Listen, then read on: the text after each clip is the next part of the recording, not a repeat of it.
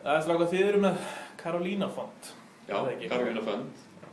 Og þið voru að komast núna í top 10 í gullleikinu og ég óska ykkur til hamingju með það. Takk fyrir. Þið viljið kannski segja okkur aðeins frá nákvæmlega hvað Carolina Fund er og hvað það gerir?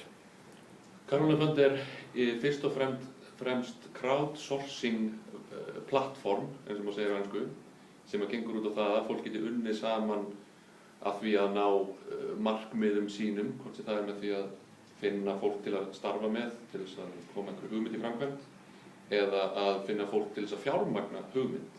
Crowdsourcing er með svona undir grein sem heitir crowdfunding, sem að okkar vettvangur gengur út á mestmegnis. Og hver er að hugsa sem viðskiptavinur? Hver það sem getur nýtt sér? Er þetta aðalega sem lítil fyrirtæki, er þetta vöruhönnur, er þetta aðalega með stór fyrirtæki og stóra veltur, eða svona, hver svona einhver aðal markhópur í þessu?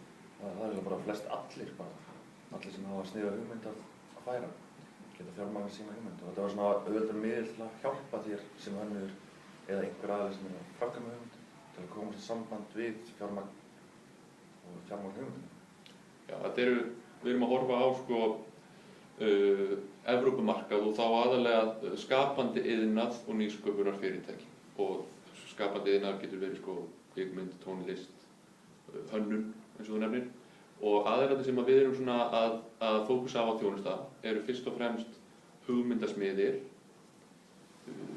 sem að geta komið inn með hugmynd og þeir geta fundið fólk til þess að vinna með. Þar kemur þessi crowdsourcing þáttur sterkur inn. Og það er einmitt annar aðili sem við erum að fókusa á, það eru svona einhvers konar þjónustu veitendur. Þannig að aðili sem að hugsanlega er að búa til kvikmynd, hann kannski vantar að finna hljóðmann. Og þannig að við viljum hjálpa honum að geta crowdsourca kvikmyndina með því að finna hljóðmann sem er þá með prófíl og býður fram þjónustu sína á vettvangnum okkar. Og svo það sem er kannski þriðja, og það er sá sem hefur áhuga á fjárfesta í kvikmynd. Af því að ég og við teljum að það sé alveg fullt af fólki þarna úti, eins og við, sem vill gjarnan setja peninginn sinn miklu frekar í eitthvað skapandi verkefni eins og kvikmynd og geta fengið að fylgjast með því hvernig hún verður til og geta svo jafnvel lappað á rauðadreglinum í frumsýninguna. Eða verið á kreditlista. Eða verið á kreditlista, jafnvel fundara nógu mikið til að fá smá hlutverk í myndinni. Að við teljum að það sé alveg fullt af fólki þarna úti sem er eins og við að þessu leyti og vill miklu frekar fjármagna svona lagað heldur en að hafa peningin á bankareikningi eða ofan í skúffu. Tökum sem dæmi, segjum svo að nú ákveði ég hafa áhuga á að búa til kvikmynd, kannski kvikmynd, heimildamynd, frumkvöld eins og ykkur. Ég myndi þá líklega að fara inn á síðuna, ég bý mig þá til einhvers konar notenda og ég myndi þá bara setja eitthvað svona upplýsingar, er þetta eins og Kickstarter, myndi ég setja myndband, þar sem ég kynni vöruna eða hvernig? Já, þú getur sett inn myndband og við hvetjum einmitt til þess og þess að myndband virkar mjög vel þegar þú ert að kynna þitt verkefni og nota vefinn til þess. En svo setur inn einhverjar upplýsingar hverju þú ert að leita, þú setur inn einhverjar ákveðna milestóna sem að þú telur að þurfi að nást til þess að verkefni geti orðið að veruleika og ef þið vantar einhverja aðila til þess að taka þátt í þessu með þér og þá myndir þú geta merkt inn að þig vanti tökumann eða þú ert með open position fyrir tökumann og þá getur tökumaður sem er skráður sem inn á sínu og er áhugasamur einhver svona verkefni, þá getur hann séð þetta og gert þér tilboð, segir ég skal geta fyrir 100 skall og þá hækkar fjárþörf þíns verkefnis það sem því nemur. Eða líka þú ert með allar krúið saman og vantar bara fjármagn til að framleiða hann, þannig að það er líka möguleiki. Sem alltaf búin að því þá getur þú deilt þetta Facebook og alla miðla og reynt að safna þér inn hópa eða followers til að fylgja þér, fjármagna þér.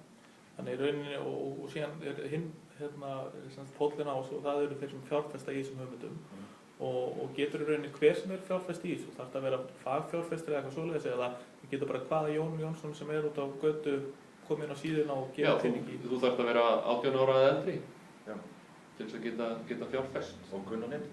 Já, kunna netið og vera ábyrgur einstaklingur. Og þannig ef ég eins og sé á smá peningaflögu og vil nýta nýja eitthvað jákvæmt, þá get ég bara farið inn á síðan og fundið hugmynd sem ég líst vel á, sér myndbönd og afla allra upplýsinga og fjárfesta í því og þannig stutt við við atvinnulífið þetta. Nákvæmlega. Þannig getur þú skapað atvinnu og eignast eitthvað flott í staðinn. Ok, glæsilegt. Og hvenær get ég svo farið að eyða peningunum minn hann inni? Hvenær getum við byrjað að styrkja við fyrirtæki? Núna. Já, þetta er alveg langt góð pening. Við stefnum að því að opna plattformin, ég var að segja í lok þessa árs eða byrjun þess næsta. Og þetta, það er mikið þróunarstarf sem að við erum að fara í einmitt núna, en prótótípun okkar er tilbúin og ef við getum sýnt, notað tökuvélina til þess að sýna myndir af henni, þá bara getum við gjarnan gert það. Já, endilega, kíkjum að sjá þetta. Ok. Sko. Hérna þetta er mynd, þetta er nú ekki sjálf prótótípan, en hérna er til dæmis mynd af heimasvæðinu þínu og eins og mér finnst ágætt að Jónmundur sé hérna í bakgrunni af því að það eru 4 myndir af honum einmitt. Það er flottar þessar myndir núna. Hann er útlitshönnuðurinn okkar og er snillingur í slíku. En hérna getur við séð sko að þetta byggir rosalega mikið á social media. Þetta byggir á því að þú ert að fá fréttir og upplýsingar þín verkefni sem að þú ert að taka þátt í eða þú ert að followa eða þeim einstaklingu sem þú ert að fylgjast með. Og þú getur followað project, þannig að þegar eitthvað verkefni er áhugavert að þínu mati og þú gætir hugsað þér að setja pening í það, 5.000 skall, 10.000 skall eða 500.000 skall, hvaða svo sem upphæð er að ræða. En þú kannski ert ekki alveg tilbúin til að taka skrefið strax, að það getur byrjað á að fylgjast með því, fengi þá fréttir og upplýsingar í þetta news stream þitt og svona upplifa það jafnt og þétt og svo og endan þá kannski sannfærist að núna sé tímapunkturinn kominn að fjármagna það, setja pening í það. Þetta lítur alveg glæsilega út hjá strákar. Og þessar, já. Það er náttúrulega bara gróf mynd, eða einhvern mynd af því sem þetta er.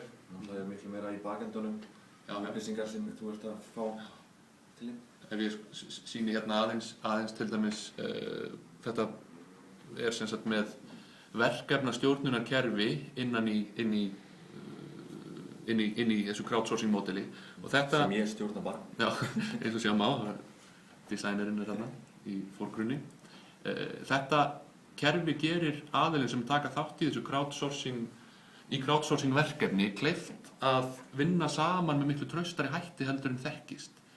Þegar þú ákveður til dæmis að gera tilboð í verkefni og vilt fá greitt fyrir það, segjum að þessi ætla að fá 100.000 krónur, þá getur hann takkað á þennan milestone eða þessa vörðu og hann getur sagt ég geri þetta fyrir 100.000 krónur, það sem við gerum er að við pössum upp á þennan 100 skall og þegar þú ert búin að klára þennan milestone þá afhentum við þér peningin. Þannig að þú ert að fá greitt millilega laust frá plattforminu og getur þannig verið til alveg nýtt öryggi í samstarfi í skapandi greinum. Þetta er glæsilegt. Ég vil bara þakka ykkur og kærlega fyrir að deila þessu með okkur og leyfa okkur aðeins að skyggnast inn í heim Karolína Fond og svo vil ég bara óska ykkur góðs gengis í gullleikinu. Takk. Takk.